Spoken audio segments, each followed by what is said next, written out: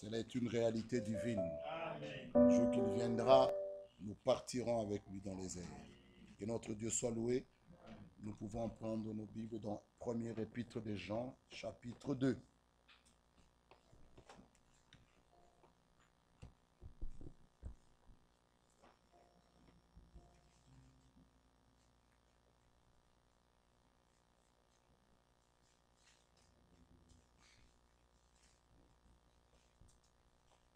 Juste après cela, chanterons deux couplets de Loué soit Dieu, le Seigneur, le puissant, roi de gloire.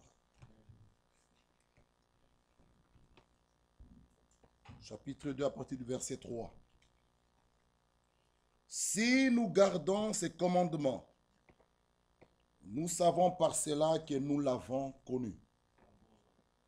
Celui qui dit « Je l'ai connu » et qui ne garde pas ses commandements est un menteur. Et la vérité n'est point en lui. Mais l'amour de Dieu est véritablement parfait en celui qui garde sa parole. Par cela, nous savons que nous sommes en lui. Celui qui dit qu'il demeure en lui doit marcher aussi comme il a marché lui-même. Bien-aimés, ce n'est pas un commandement nouveau que je vous écris, mais un commandement ancien que vous avez eu dès le commencement. Ce commandement ancien, c'est la parole que vous avez entendue. Toutefois, c'est un commandement nouveau que je vous écris, qui est vrai en lui et en vous. Car les ténèbres se dissipent et la lumière véritable paraît déjà. Celui qui prétend être dans la lumière et qui hait son frère est encore dans les ténèbres. Celui qui aime son frère demeure dans la lumière et aucune occasion de chute n'est en lui. Mais celui qui est son frère est dans les ténèbres, il marche dans les ténèbres et il ne sait où il va, parce que les ténèbres ont aveuglé ses yeux. Amen. Amen. C'est lui qui dit, le verset 4, « Je l'ai connu » et qui ne garde pas ses commandements est un menteur. Et la vérité n'est point en lui. Amen. Nous allons juste chanter le premier couplet et mon frère Dieudonné va avancer pour la prédication de la parole. Loué soit Dieu, le Seigneur, le puissant, roi des gloires. Mon âme, il faut l'acclamer par un chant de victoire. Réveille-toi, réveille-toi, viens au-devant de ton roi pour célébrer sa mémoire. Réveille-toi, réveille-toi, viens au-devant de ton roi pour célébrer sa mémoire. Prions. Notre Dieu et notre Père, nous te disons merci encore pour ta grande présence. Seigneur, bénis encore ton serviteur par qui tu vas nous parler ce soir. Que tu puisses le oindre et oindre sur toute l'auditoire. Enlève parmi nous tout esprit de distraction. Seigneur, que tu puisses prendre la prééminence de ce culte de bien à la fin. Ainsi qu'à la fin, tous ensemble, nous allons encore te dire toujours merci. Comme les deux disciples pouvaient dire, lorsqu'ils nous parlaient, nos cœurs ne voulaient-ils pas au-dedans de nous. Bénis-nous et guéris les malades. Et sois au contrôle de toutes choses. Au nom du Seigneur Jésus-Christ. Amen. Amen. Vous pouvez vous asseoir. C'est avec joie que je vous salue tous dans le nom du Seigneur Jésus-Christ. Et avec cette même joie, nous saluons aussi tous nos bien-aimés frères qui nous suivent en ligne pour écouter la sainte et précieuse parole de Dieu. Nous remercions Dieu pour tout ce qu'il fait au milieu de nous. il guérit les malades, il donne la vie aux pécheurs. Notre sœur Nadège était à l'hôpital avec l'enfant. Aujourd'hui, nous la voyons parmi nous, c'est que tout s'est bien passé. Que le nom de notre Seigneur soit loué. Ayez confiance en ces dieux-là, au Dieu d'Israël, les dieux qui ne changent pas. Il est le même hier, aujourd'hui et éternellement. Il ne change ni sa parole, ni sa façon de faire. Il est notre Dieu aujourd'hui. C'est vraiment une grâce merveilleuse que nous avons trouvée auprès de notre Seigneur. Ce soir, nous sommes encore là pour continuer notre préparation parce que nous savons que le Seigneur est en train de revenir pour chercher son épouse, pour chercher ceux qui seront prêts, ceux qui auront aimé son avènement, ceux qui auront aimé sa parole, comme nous l'avons lu dans la parole d'introduction, au verset 4, au verset 5, il est écrit « Mais l'amour de Dieu est véritablement parfait en celui qui garde sa parole. Par cela, nous savons que nous sommes en lui. » Donc, celui qui aime Dieu doit garder sa parole. Celui qui aime Dieu doit marcher dans ses voies. Celui qui aime Dieu doit marcher dans la foi et dans l'obéissance à toute sa parole. Et nous savons que c'est par la parole de Dieu que nous nous préparons, parce que c'est la parole de Dieu qui fait de nous des fils et des filles de Dieu. C'est la parole de Dieu qui nous sanctifie. C'est la parole de Dieu qui nous donne la vie de Dieu. Et nous savons que la vie de Dieu se trouve dans sa parole. Ce soir, nous sommes encore là pour sa parole. J'espère que vous aimez la parole de Dieu. J'espère que vous aimez Dieu. Et j'espère que Dieu va encore ce soir nous bénir et nous parler. Avant de continuer notre sujet que nous avons déjà commencé il y a quelques semaines, que nous avons intitulé « Je bâtirai mon église », j'ai jugé bon de parler sur certaines choses qui puissent nous permettre en quelque sorte de déblayer le terrain pour que nous puissions vraiment bien asseoir la doctrine de l'Église. Parce que ces choses que nous voulons parler sont des choses vraiment très, très, très importantes pour notre marche, pour notre connaissance, pour notre croissance aussi. Et ce sont des choses vraiment très importantes. Il y a beaucoup qui le savent déjà, mais il y a certains qui ne les savent pas encore. Donc, il faut que nous puissions, même si nous sommes allés un peu plus loin, il faut quand même revenir sur certaines choses pour aider aussi ceux qui viennent fraîchement dans la foi. Alors, ce soir, nous allons nous voulons d'abord rappeler que le salut, comme nous l'avons toujours dit, le salut est individuel. Le salut est individuel. Je ne suis pas sauvé en même temps avec ma femme ou avec mes enfants ou avec mon frère ou avec ma soeur. Non. Si tu es sauvé pour toi-même. Tu es sauvé parce que le salut, donc tu es sauvé, c'est quelque chose de personnel. C'est quelque chose entre toi et ton Dieu. On n'est pas sauvé pour tout le monde, non. Ce n'est pas parce que tu es sauvé, par exemple, tu es père de famille. Lorsque tu es sauvé, tu es en même temps sauvé avec ta femme et tes enfants. Non. Le salut est individuel. Chaque personne sur la terre doit faire son expérience personnelle avec son Dieu. On n'est pas, d'abord, lisons dans Ézéchiel chapitre 18.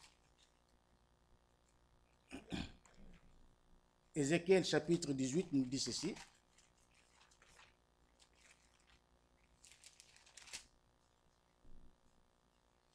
à partir du premier verset, il est écrit: La parole de l'Éternel me fut adressée en ces mots. Pourquoi dites-vous ces proverbes dans le pays d'Israël? Les pères ont mangé des raisins verts et les dents des enfants en ont été agacées. C'était un proverbe qui régnait autrefois en Israël. Le verset 3, le Seigneur dit: Je suis vivant, dit le Seigneur, l'Éternel. Vous n'aurez plus lieu de dire ces proverbes en Israël. Voici, toutes les âmes sont à moi, l'âme du Fils comme l'âme du Père. L'une et l'autre sont à moi. L'âme qui pêche, c'est celle qui mourra. Amen. Donc, chacun doit s'occuper de son propre salut, de sa propre vie, de son âme. Personne ne peut dire, comme ma femme est sauvée, donc moi aussi je suis sauvé. Comme mon mari est sauvé, moi aussi je suis sauvé. Comme mon père est sauvé, moi aussi je suis sauvé. Non. Le salut est individuel. Nous l'avons toujours dit et nous le répéterons toujours. Et le verset 19 nous dit ceci. Vous dites, pourquoi le Fils ne porte-t-il pas l'iniquité de son Père? C'est que le Fils a agi selon la droiture et la justice. C'est qu'il a observé et mis en pratique toutes mes lois. Il vivra. Verset 20 nous dit, l'âme qui pêche, c'est celle qui mourra. Le Fils ne portera pas l'iniquité de son Père. Et le Père ne portera pas l'iniquité de son Fils. La justice du juste sera sur lui, et la méchanceté du méchant sera sur lui. Amen. Donc si toi tu vis la parole de Dieu, donc tu vis pour toi. Celui qui ne vit pas la parole de Dieu aura des problèmes avec le Seigneur. Donc nous devons bien comprendre ces choses. Et dans Philippiens chapitre 2, Paul nous dit ceci.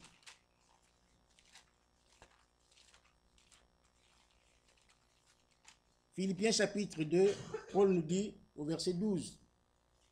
Ainsi, mes bien-aimés, comme vous avez toujours obéi, mettez en œuvre votre salut avec crainte et tremblement.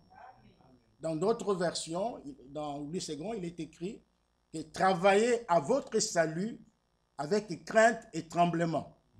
Vous êtes sauvés, Dieu vous a sauvés, il vous a fait grâce, vous êtes sauvés, mais maintenant vous devez travailler à ce salut-là avec crainte et tremblement. Donc, et puis le verset 13, il dit, car c'est Dieu qui produit en vous le vouloir et le faire selon son bon plaisir. Donc, il le fait individuellement. Il le fait individuellement. Si ton mari vit la parole de Dieu, eh bien, c'est lui.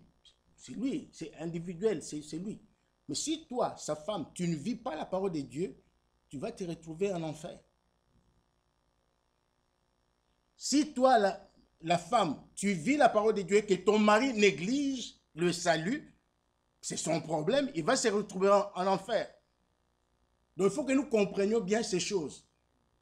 C'est pourquoi la Bible dit, ne jouez pas avec ce salut. Ne jouez pas avec le salut.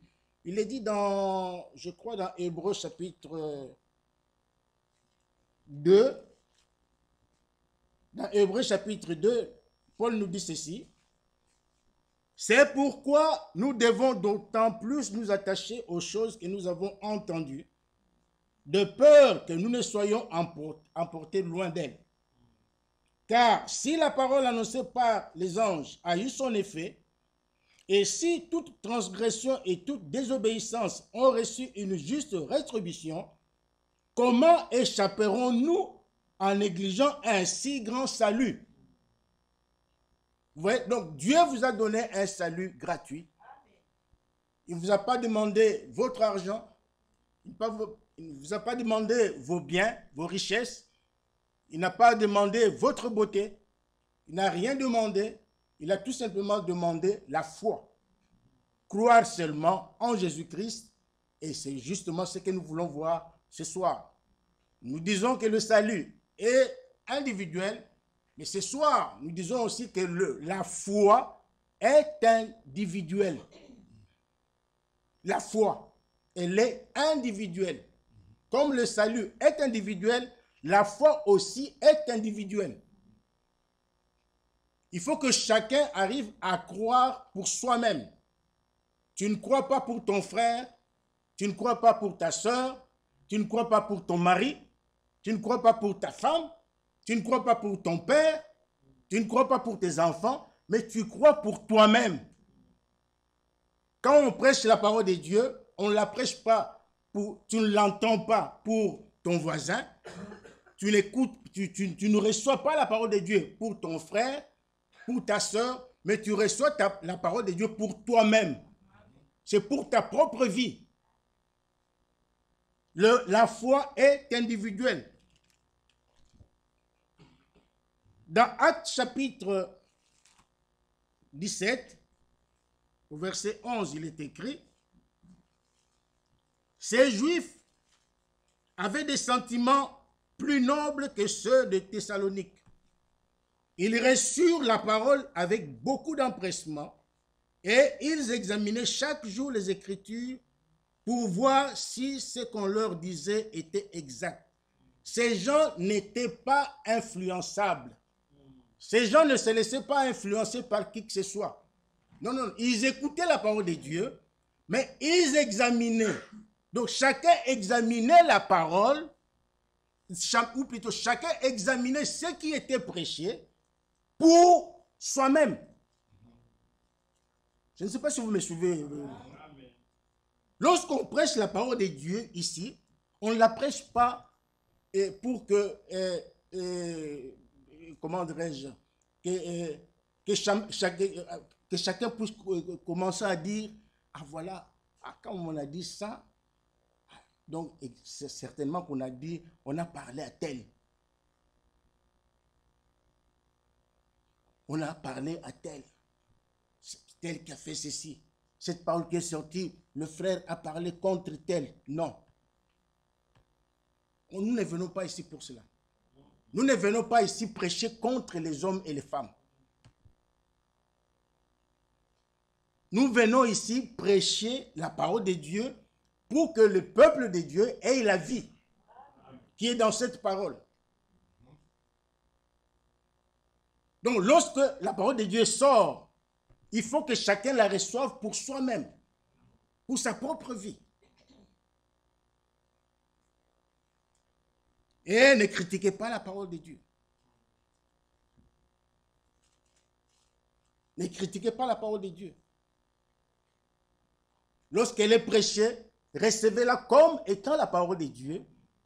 Si vous aimez vraiment la parole de Dieu, recevez-la comme sortant de la bouche de Dieu.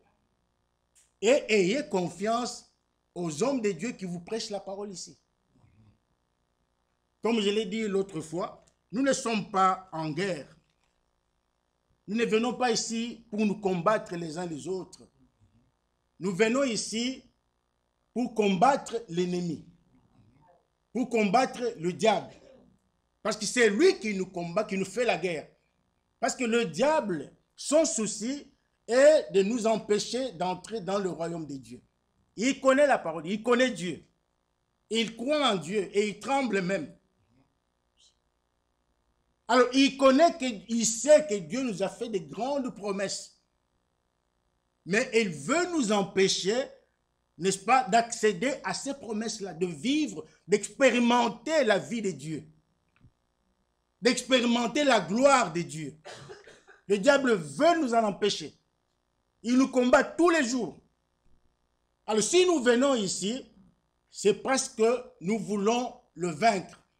Il a déjà été vaincu à la croix de Golgotha, mais il continue à à nous mettre les bâtons dans les roues chaque jour, à chercher à nous opposer les uns contre les autres.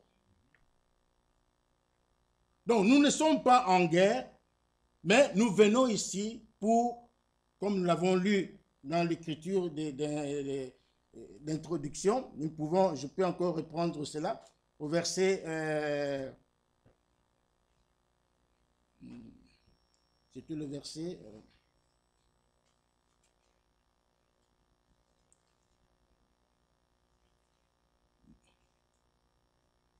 attendez, je vais le trouver.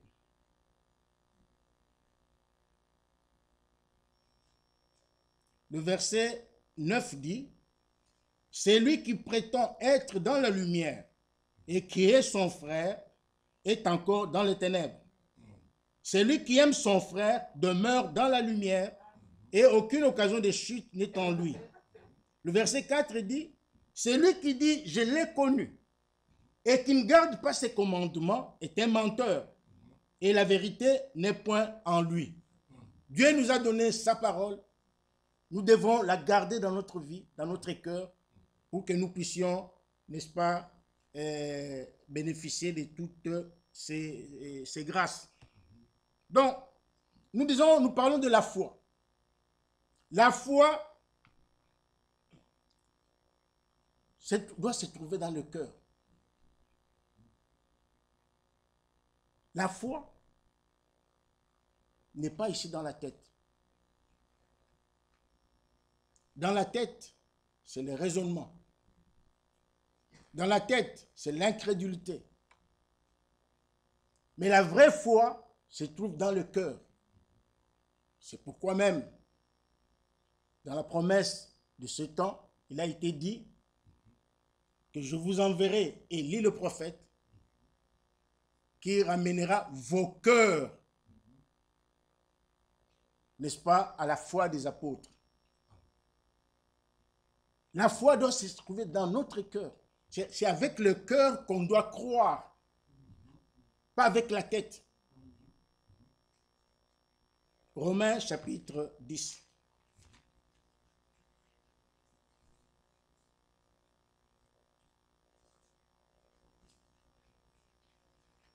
Romains chapitre 10. Nous commençons verset 8. Que dit-elle donc? La parole est près de toi, dans ta bouche et dans ton cœur. Or, c'est la parole de la foi que nous prêchons. Nous prêchons la parole de la foi. La parole qui est sortie de la bouche de Dieu. Les choses que nous allons voir dans les prochains jours, les enseignements que nous aurons, ne viennent pas d'un homme, mais nous allons les tirer dans la Bible. Nous allons les tirer dans la parole de Dieu. C'est pourquoi il faut que chacun soit préparé. C'est pourquoi il faut que chacun soit préparé à recevoir la parole de Dieu. Elle peut être dure. Elle peut être compliquée. Mais vous devez la croire comme étant la parole de la foi. Comme étant la parole qui est sortie de la bouche de Dieu. Parce que Jésus a dit, l'homme ne vivra pas de pain seulement, mais de toute parole qui sortira de la bouche de Dieu. Ces choses que nous allons voir c'est pour positionner l'Église du Dieu vivant. C'est pour positionner chaque frère, chaque croyant. Parce qu'il faut que chaque croyant se retrouve dans le corps de Christ. C'est ça le but que nous poursuivons. C'est pour cette raison que Dieu a établi des ministères dans son Église. Il y en a 5 dans Éphésiens 4, 11, il y a 5 ministères. Et au verset 12, il est écrit que ces ministères ont été établis pour le perfectionnement des saints que vous êtes et pour l'édification du corps de Christ.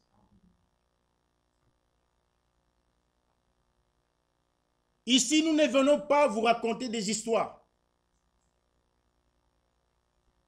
Nous ne venons pas vous raconter, je ne sais pas, des légendes. Non. Nous venons vous apporter la parole de Dieu.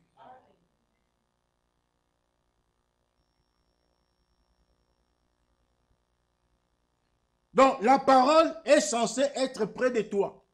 C'est ce que Paul nous dit ici. Ici, Paul se réfère dans Deutéronome chapitre 30. La parole de Dieu est près de toi. Elle est dans ta bouche. Elle est dans ton cœur. Parce que c'est dans le cœur que doit se trouver la foi véritable. Or, c'est la parole de la foi que nous prêchons. Nous vous prêchons la parole de la foi. Paul pouvait dire dans Galates chapitre 1, même si un ange venait du ciel et vous prêchez un autre évangile, contraire à celui que moi, Paul, je vous ai prêché, que cet ange-là soit anathème. C'est-à-dire qu'il soit maudit. Donc, qui que tu sois, si tu viens du haut de la chair, prêcher des choses qui ne sont pas conformes à la Bible, ce n'est pas moi qui te maudis, mais la malédiction est déjà là, déjà écrite, ça tombe sur toi. Pourquoi Paul a dit cela? Parce qu'il a dit que parce que les choses que je vous prêche, la parole que je vous prêche, je ne les ai pas reçues, je ne l'ai pas reçue de moi-même, d'un homme ou d'un séminaire, mais ces choses m'ont été révélées par le Seigneur Jésus-Christ lui-même. C'est le Saint-Esprit qui révèle sa parole, la parole de Dieu. C'est le Saint-Esprit qui inspire aux prédicateurs de prêcher la parole de Dieu. Donc la parole que nous vous prêchons, ce n'est pas n'importe quelle parole, mais Paul dit que c'est la parole de la foi. Il faut que donc cette parole qui sera prêchée, qui est prêchée, qui sera toujours prêchée, puisse trouver la foi dans votre cœur. Il ne faut pas qu'elle tombe sur n'importe quelle... c'est comme une sémence. C'est comme une sémence. Pour que la sémence puisse trouver, puisse germer, puisse donner la vie, sa vie, il faut qu'elle tombe sur une bonne terre. Il faut qu'elle tombe sur une bonne terre, une terre bien préparée, bien déblayée. Alors la sémence saura comment vivre. Maintenant le verset 10 dit,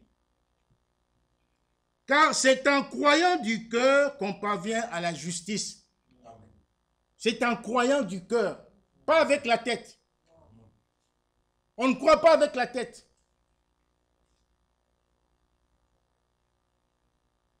La tête, dans la tête, c'est l'incrédulité. Mais dans le cœur, c'est la foi. La vraie foi s'installe dans le cœur. Alors il continue, il dit, et c'est en confessant de la bouche qu'on parvient au salut, selon ce que dit l'Écriture, verset 11, quiconque croit en lui ne sera point confus. Amen. Alléluia. Amen. Le verset 17 dit, ainsi la foi vient de ce qu'on entend, et ce qu'on entend vient de la parole de Christ. Amen. Donc la vraie foi vient de la parole de Dieu. C'est pourquoi, en tant qu'enfants de Dieu, nous devons avoir toujours besoin de la vraie parole de Dieu. Nous devons avoir toujours besoin d'écouter la pure parole de Dieu. La parole qui sort de la bouche des serviteurs de Dieu, que lui-même a établi. Et un vrai serviteur de Dieu, c'est celui qui est appelé au ministère, premièrement, et puis deuxièmement, c'est celui qui est baptisé du Saint-Esprit, qui a le Saint-Esprit en lui. Ça, c'est une garantie pour l'homme, pour la personne elle-même, une garantie pour l'Église, pour le peuple de Dieu. Parce qu'un homme peut commettre des erreurs, il peut commettre des fautes, ça arrive à tout le monde. Mais ce qui le garantit, c'est l'appel au ministère qu'il a reçu et le baptême du Saint-Esprit. Parce que même s'il commet des erreurs, par le Saint-Esprit, conduit par le Saint-Esprit, il viendra remettre tout en ordre. Parce que c'est le Saint-Esprit qui convainc. Voilà pourquoi nous avons tous besoin du Saint-Esprit. Parce que c'est le Saint-Esprit qui nous convainc du péché. Ainsi, la foi vient de ce qu'on entend, et ce qu'on entend vient de la parole de Christ. Nous voulons seulement la parole de Dieu. Nous voulons seulement la parole qui est sortie de la bouche de Dieu.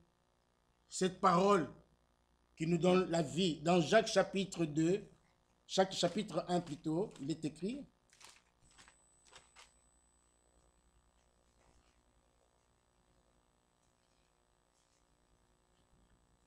Au verset 22, il est écrit, « Mettez en pratique la parole et ne vous bornez pas à l'écouter en vous trompant vous-même par de faux raisonnements. » Ça veut dire, mettez la parole de Dieu en pratique. Quand on prêche la parole de Dieu, ne discutez pas. Ne discutez pas avec la parole. Ne jugez pas le prédicateur qui vous apporte la parole de Dieu. Ne dites pas, non, ça ce sont ses opinions à lui. Ah mais lui, qu'est-ce qu'il veut? Qu'est-ce qu'il croit? Non. Si c'est la parole qui est sortie, si c'est la parole de Dieu qui est sortie de la bouche de cet homme-là, croyez à cette parole-là et mettez-la en pratique. C'est ce que Dieu attend de chacun de nous. Et la Bible dit, ne vous bornez pas seulement à l'écouter, en vous trompant vous-même par des raisonnements, des faux raisonnements. Des faux raisonnements, ça c'est l'incrédulité. Les enfants de Dieu ne sont pas incrédules. Les enfants de Dieu croient à la parole de Dieu. Ils ont la foi véritable, une foi qui se repose sur la parole de Dieu. Cette foi dont Jude 3 dit qu'elle a été donnée aux saints une fois pour toutes. Une fois pour toutes. C'est une foi basée sur la parole de Dieu. Une foi conforme aux Saintes Écritures. Parce que la vraie foi doit être conforme aux Saintes Écritures. Jésus a dit, si vous croyez en moi, selon ce que dit l'Écriture, alors les fleuves d'eau vive couleront en votre sein. C'est-à-dire que vous aurez droit au baptême du Saint-Esprit. Si vous croyez selon la parole de Dieu, pas selon une église, pas selon un groupe de gens, pas selon un homme, non, mais vous devez croire selon les Saintes Écritures. Dans 1 Pierre chapitre 1, 1 Pierre chapitre 2 plutôt,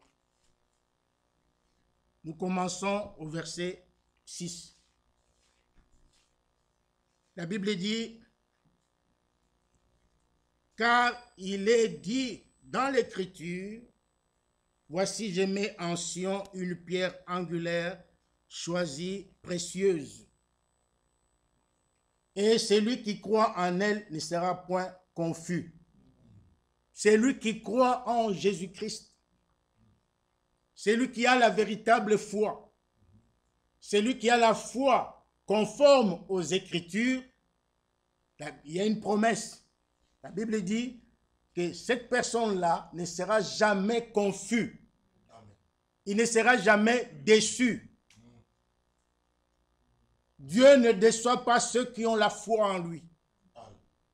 Dieu ne déçoit pas, ne rejette pas ceux qui croient en lui conformément aux Saintes Écritures. Parce que les enseignements que nous allons donner seront conformes aux Saintes Écritures. Il faut les croire. Ces enseignements ne viendront pas de moi, mais ces enseignements-là seront tirés ici dans la Bible. Alors la Bible dit que c'est lui qui croit en elle. Donc dans cette pierre-là, c'est Jésus-Christ. C'est la pierre que Daniel avait vue. Nous n'allons pas entrer dans les détails. Et cette pierre-là, c'est Jésus-Christ. Alors celui qui croit dans cette pierre-là, dans cette pierre angulaire, celui qui croit en elle ne sera point confus. Tout le monde dit qu'il croit. Vous allez chez les catholiques, ils disent qu'ils croient. Les protestants disent qu'ils croient. Les pentecôtistes disent qu'ils croient. Tout le monde croit. Et la Bible dit que même le diable croit. Dans Jacques chapitre, je crois que c'est dans Jacques, le diable croit et tremble même. Peut-être que vous ne tremblez même pas. Vous dites que vous croyez, mais vous ne tremblez même pas. Vous n'avez même pas la crainte de Dieu dans votre cœur. Mais les diables tremblent. Ils tremblent devant Dieu. Mais le diable ne sera jamais béni. Parce que sa foi n'est pas conforme aux Saintes Écritures. Il ne croit pas selon la Bible. Alors, les protestants et tous ces gens-là, ils disent aussi qu'ils croient, mais ils ne peuvent pas accéder aux véritables bénédictions bibliques parce qu'ils ne croient pas selon la parole de Dieu. Ils ne croient pas selon la parole de Dieu. Alors, celui qui croit ne sera point confus. Amen. Amen. Le verset 7 dit, « L'honneur est donc pour vous qui croyez. » Amen. Donc, celui qui croit, qui a la foi véritable, a de l'honneur devant Dieu. Dieu l'honore. Dieu le bénit. Dieu le soutient. Dieu ne peut pas l'abandonner. Il est honoré parce qu'il croit véritablement en Dieu. Il croit selon les Saintes Écritures. Il ne discute pas avec la Bible, il ne discute pas avec les choses de Dieu, il ne discute pas avec la parole de Dieu, il ne crée pas de problème aux serviteurs de Dieu. Ah, tu as prêché ceci, pourquoi tu as dit ceci? Non, non, non, non. Il reconnaît que c'est la parole de Dieu qui est sortie de la bouche de Dieu et il croit à cette parole, il s'en tient à cette parole, il se soucie de vivre cette parole, de la mettre en pratique. Alors la Bible dit, l'honneur est donc pour vous qui croyez. Amen. Amen. Amen. Mais il y a aussi des incrédules. La Bible dit, mais pour les incrédules, la pierre qu'ont rejeté ceux qui bâtissaient est devenue la principale de l'angle et une pierre d'achoppement et un rocher de scandale. Ils s'y heurtent pour n'avoir pas cru à la parole et c'est à cela qu'ils sont destinés. Il y a aussi des incrédules. Il y en a ici. Moi, je ne les connais pas. Dieu seul les connaît. Mais les incrédules, ce sont ceux-là qui critiquent, qui viennent seulement pour critiquer, qui viennent seulement pour déranger, qui viennent seulement pour créer des problèmes dans l'église.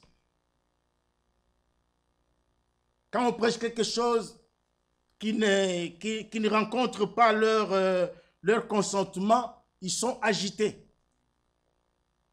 Il y en a aussi dans l'église, comme nous l'avons toujours dit, qu'il y a trois sortes de croyants. Les vrais, les soi-disant et les incrédules. Mais nous ne prêchons pas la parole de Dieu aux incrédules. Aux incrédules, quand la parole de Dieu sort, c'est pour leur témoignage. Ils seront jugés sur base de la parole qu'ils ont entendue, qu'ils ont négligée. Mais nous, notre objectif, c'est d'apporter la parole de Dieu aux véritables croyants, qu'ils acceptent cette parole, qu'ils la croient de tout leur cœur et qu'ils puissent vivre une vie digne de l'évangile. C'est ça le but que nous poursuivons. Alors, ne soyez pas incrédules, mes frères et sœurs. Acceptez toute parole qui sort de la bouche de Dieu.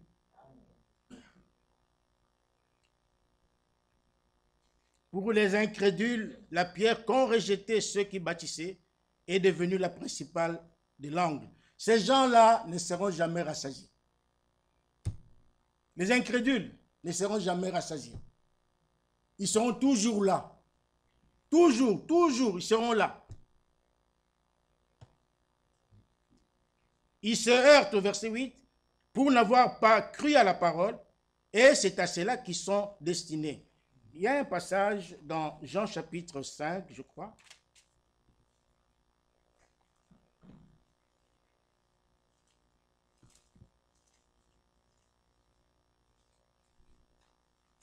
qui parle des incrédules. Le verset 44.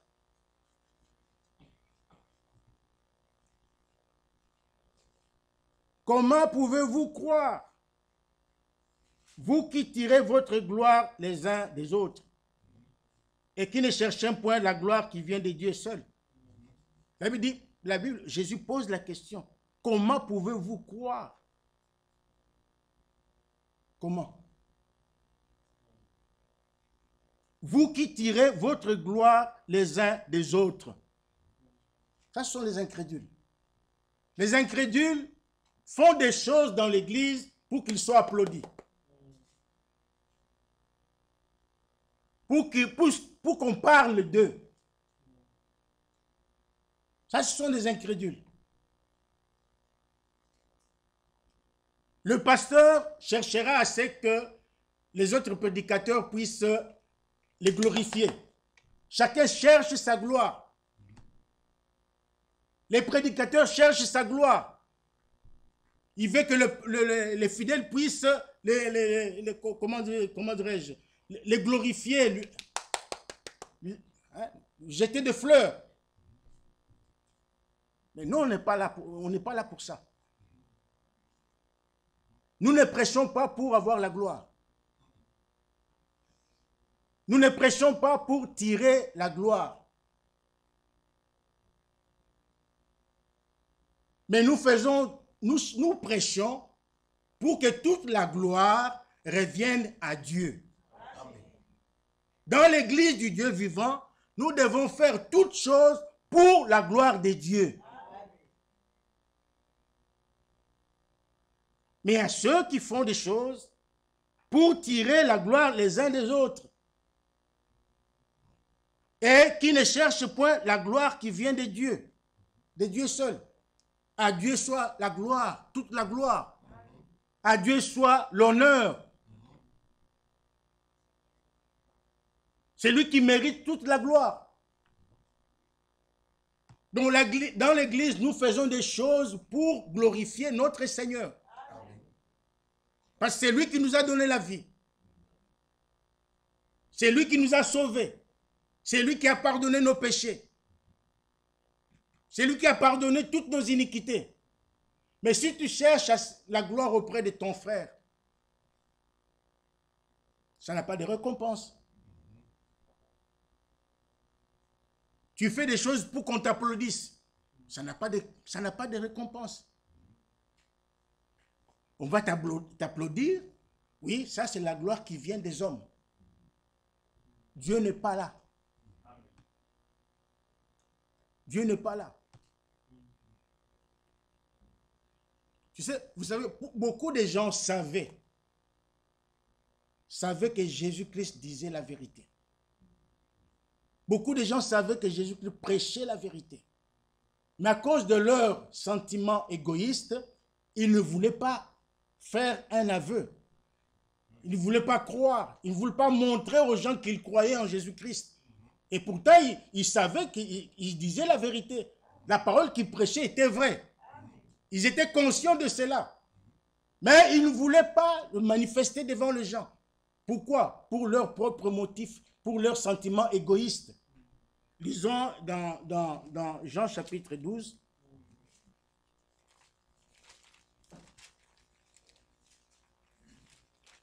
Jean chapitre 12,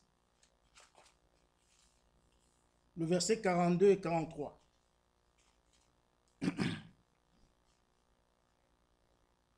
Cependant, même parmi les chefs, plusieurs crurent en lui, Mais, à cause des pharisiens, il n'en faisait pas l'aveu.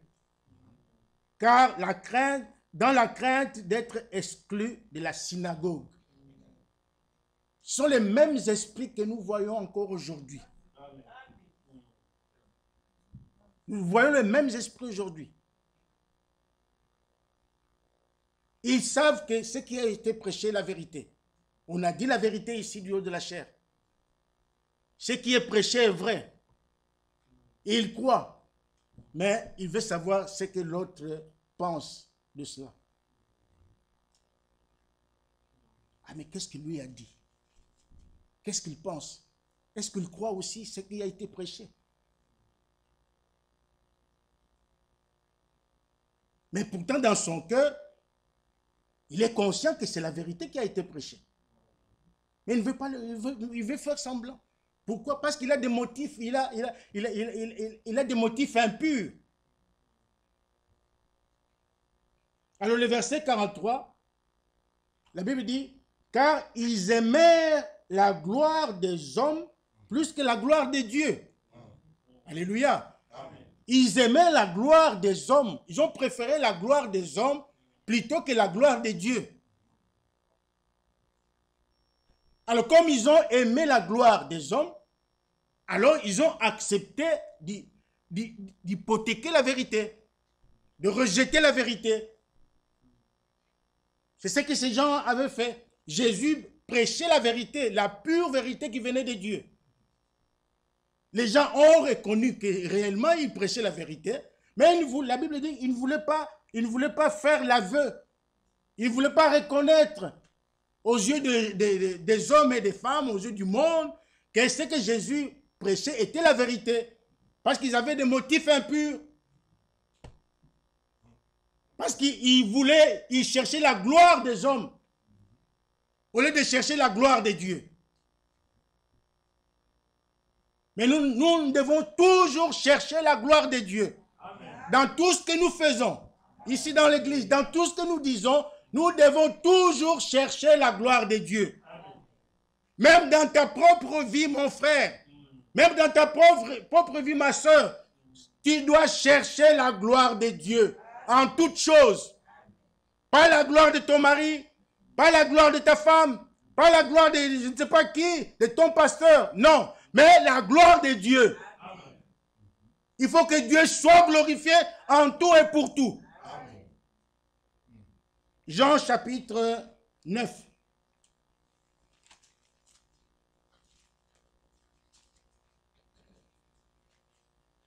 Ici, vous connaissez l'histoire de cet homme aveugle. Il était aveugle avec le nez. Mais il a rencontré Jésus.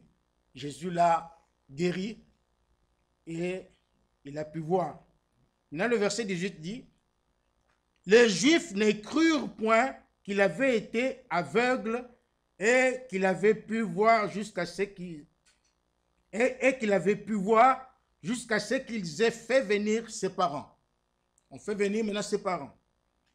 Et ils les interrogèrent, disant, est-ce là votre fils que vous dites être né aveugle? Comment donc voit-il maintenant? Écoutez ce que les parents disent. Les parents répondirent, nous savons que c'est notre fils et qu'il est né aveugle. Mais comment il voit maintenant? Ou qui lui a ouvert les yeux? C'est ce que nous ne savons. Et pourtant, il savait bien.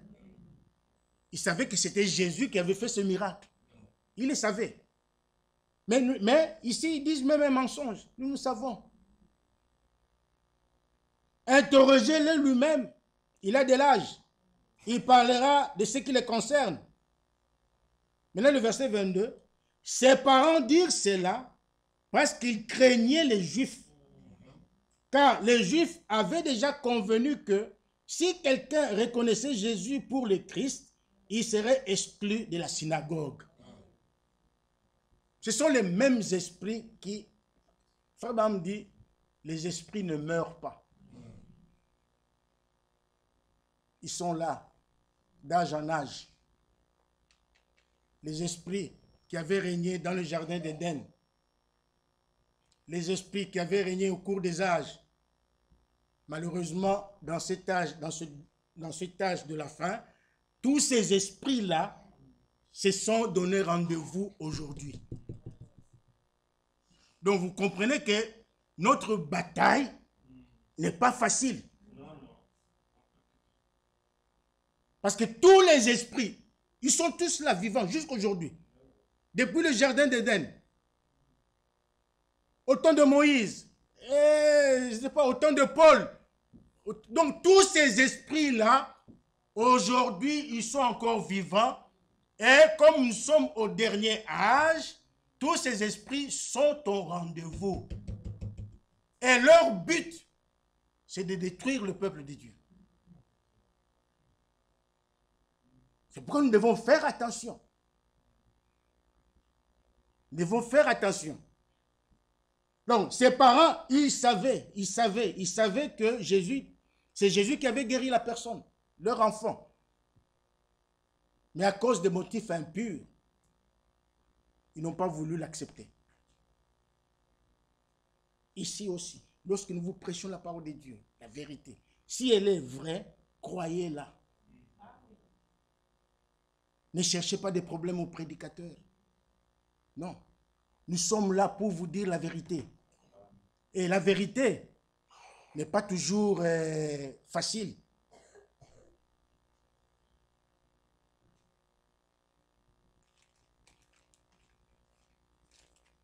Et ces gens avaient perdu leur droit d'aînesse. C'est comme ça qu'on perd le droit d'aînesse. C'est comme ça qu'on perd le droit d'aînesse. En négligeant la vérité, on perd le droit d'aînesse.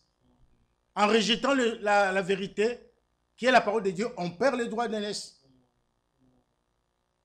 Et dans la parole de Dieu, on ne fait pas de compromis. Non. Pas de compromis. Pas de compromis. Ésaïe dit au chapitre 28, précepte sur précepte, précepte sur précepte, règle sur règle, un peu ici, un peu là. C'est comme ça avec la parole de Dieu. Ce sont des commandements qu'il faut garder, qu'il faut respecter. Même si elle est dure, si cette parole est dure, il y a un groupe qui a dit, à qui d'autre irions-nous? Pour les autres, c'était trop dur, il exagère, c'est un cannibale, c'est un vampire. Qu'est-ce qu'il veut nous apprendre? Qu'est-ce qu'il nous prêche là? Al qui reste là-bas avec ses miracles, nous partons. Ils sont partis. Mais Jésus ne les a pas suivis pour les supplier. Il les a laissés partir. Pourquoi? Parce que le salut est individuel. La foi est individuelle. Mais ceux qui étaient restés, Jésus vient encore, dur qu'il était, il vient encore dire, mais vous, qu'est-ce que vous faites encore là? Partez aussi, suivez ces gens-là. Mais Seigneur, à qui d'autre irions-nous? C'est toi qui as les paroles de la vie éternelle. Dans la parole de Dieu, il y a la vie de Dieu. Donc si nous venons dans l'église, ouvrons notre cœur. Ouvrons notre cœur comme Marie l'a fait. Marie a ouvert son cœur. Marie, la mère de Jésus, elle a ouvert son cœur à la parole de Dieu, à la sémence de Dieu. Elle n'a pas discuté avec l'ange. Elle n'a pas fait comme Sarah. Sarah a discuté avec son mari Abraham qui avait reçu la promesse de Dieu. Abraham lui parle de la promesse de Dieu. Dieu m'a dit ceci. Oh non, non, non, non, non, non, non. Elle a commencé à raisonner. Elle a raisonné avec la parole de Dieu. Elle a dit à Abraham, non, je pense que cet enfant-là, tu l'auras avec ma servante. Va avec ma servante. Abraham est allé avec sa servante. Ils ont eu Ismaël. Mais ce n'était pas ça la promesse de Dieu. Ce n'était pas ça la parole de Dieu. Ismaël était le fruit de l'interprétation de la parole de Dieu. Ismaël est venu presque, on avait raisonné. Sarah a raisonné avec la parole de Dieu. Et a cherché un compromis dans la parole de Dieu. Et Ismaël est venu. Mais Dieu qui est fidèle, Dieu qui a dit à Jérémie, je vais sur ma parole pour l'exécuter. Dieu a confirmé sa parole. C'est Isaac qui devait venir, quel que soit l'âge d'Abraham. Mais Isaac devait venir et Isaac est venu. Amen. Parce que c'était conforme à la volonté de Dieu. Amen. Amen. Donc, ne cherchez pas de compromis. La parole de Dieu, on la croit. Amen. Un point, c'est tout. On la croit, on l'accepte. Même si elle est dure, on ne l'a pas comprise, mais on l'accepte comme étant venu de la bouche de Dieu. Et si vous le faites, Dieu vous bénira. Amen. Seigneur, c'est trop dur, je ne comprends pas, mais je crois que c'est ta parole. Tu es béni. Galates chapitre 1. Nous allons lire quelques versets et puis nous allons terminer. Galates chapitre 1. Commençons au verset 6. Paul dit, je m'étonne que vous vous détourniez si promptement de celui qui vous a appelé par la grâce de Dieu, la grâce de Christ, pour passer à un autre évangile. Il s'étonne. Non pas qu'il y ait un autre évangile, mais il y a des gens qui vous troublent et qui veulent altérer l'évangile de Christ. Paul montre clairement qu'il n'y a pas deux évangiles. Il n'y a qu'un seul évangile que le Seigneur Jésus-Christ a apporté et qu'il a légué à ses apôtres. Et les apôtres l'ont aussi légué. C'est le même évangile que nous prêchons aujourd'hui. C'est pourquoi, frère Branham, on pouvait lui dire, il avait posé la question à l'ange, est-ce que ceux de Paul entreront? L'ange lui a dit, oui, ceux de Paul entreront. Alors, Branham avec assurance, il a dit, si ceux de Paul entrent, les miens aussi entreront, parce que j'ai prêché comme Paul. Le 11 juin 1933, Dieu est descendu dans une colonne de nuée. Une voix est sortie de cette colonne et a dit à son serviteur William Marion Branham, comme Jean-Baptiste est venu pour préparer la première venue de Christ, je t'envoie aussi avec un message pour préparer ma seconde venue. Et le message, le but de ce message, c'est de nous faire retourner à la foi des apôtres. Nous devons croire à l'évangile qui avait été prêché au commencement. Il faut que le même évangile soit prêché encore aujourd'hui. Le même baptême qui avait été prêché au commencement doit aussi être prêché aujourd'hui. La Sainte Seine, exactement comme eux ils avaient pris, nous devons aussi faire la même chose. Nous devons, même dans le pratique, les enseignements, tout doit être conforme à l'évangile que Paul a prêché. Alors il dit qu'il n'y en a pas deux. Il n'y a qu'un seul évangile. Mais le problème c'est quoi? Le problème c'est au niveau des hommes. Au niveau de ceux qui prêchent cet évangile. Leur souci c'est de dénaturer l'évangile. Ils falsifient l'évangile. Paul dit, c'est les gens qui vous troublent et qui veulent altérer l'évangile de Christ. C'est pourquoi soyez attentifs, soyez comme les chrétiens de Béret. Comme nous l'avons lu, ces chrétiens avaient des sentiments plus nobles que ceux de Thessalonique. Ils écoutaient la parole de Dieu avec empressement, mais examinaient chaque jour si ce qu'on leur disait était exact. Ils ramenaient toutes choses à la Bible. Que dit la Bible? Que dit la Bible? Que dit la Bible? Et c'est ce que Paul dit dans 1 Corinthiens chapitre 15. Il dit, que dit l'Écriture?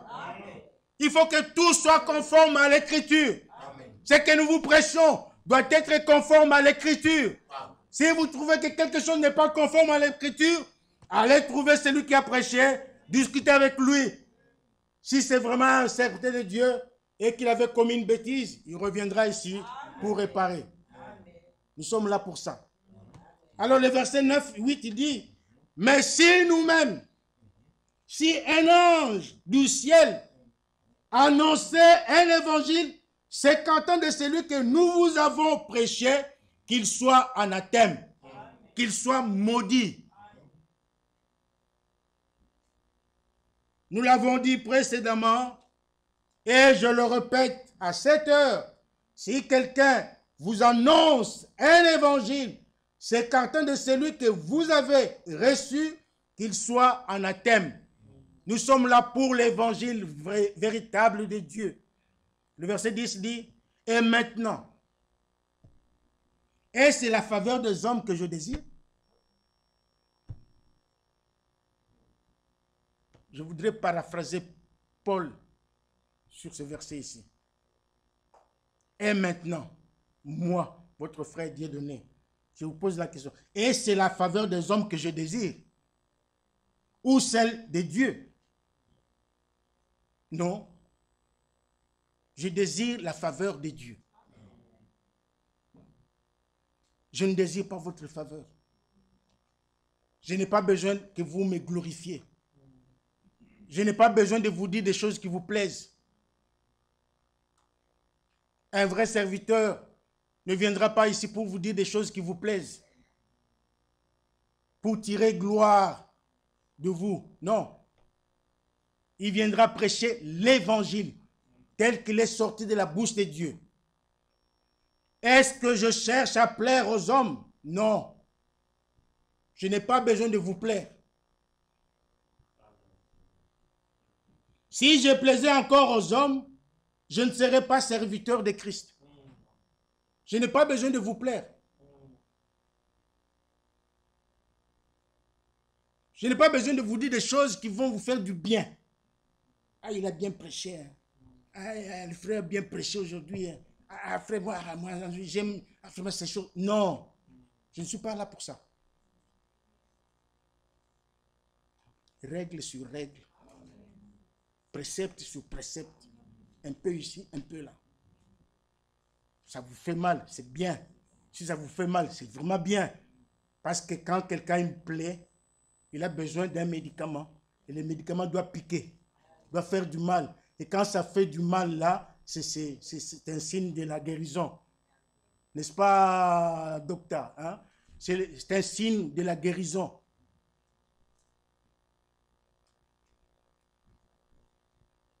Mais quand vous avez une plaie, on vient vous mettre de l'eau là, comme ça. Ah, non. Vous n'allez pas guérir. Vous n'allez pas guérir. Donc, si je plaisais encore aux hommes, je ne serais pas serviteur de Christ.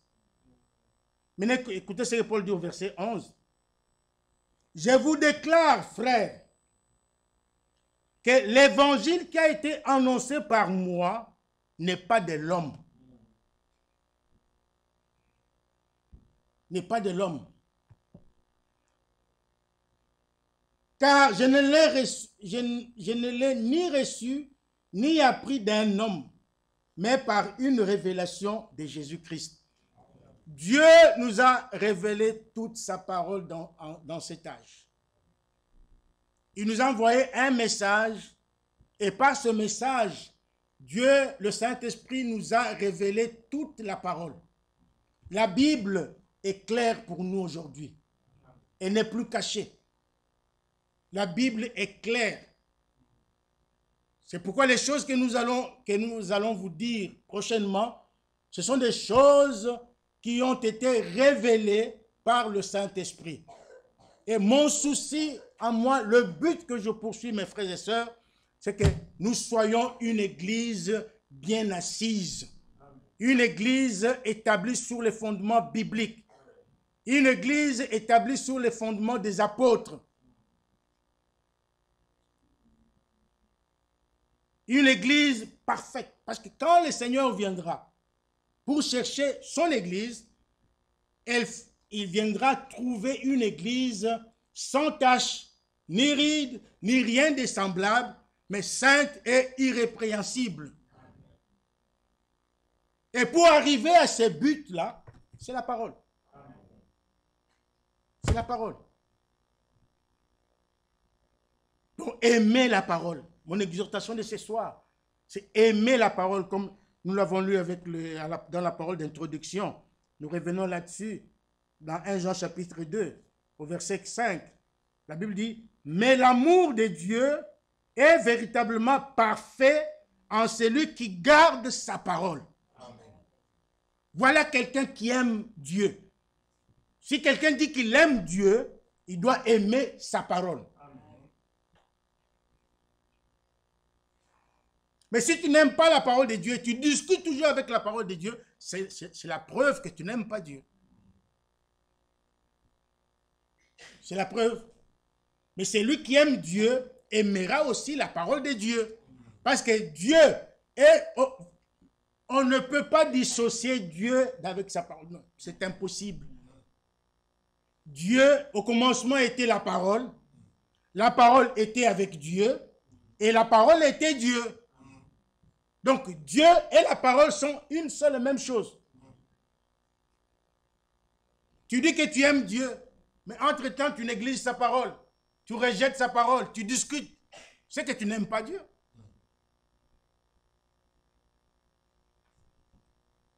Alléluia. Amen. Que Dieu nous aide, que Dieu nous fasse grâce. Nous ne sommes pas là pour des interprétations, mais nous sommes là pour vous apporter la pure parole de Dieu, la parole, comme Paul l'a dit, la parole de la foi. Il faut la véritable foi qui vient de sa parole. Amen. Amen. Que le Seigneur vous bénisse.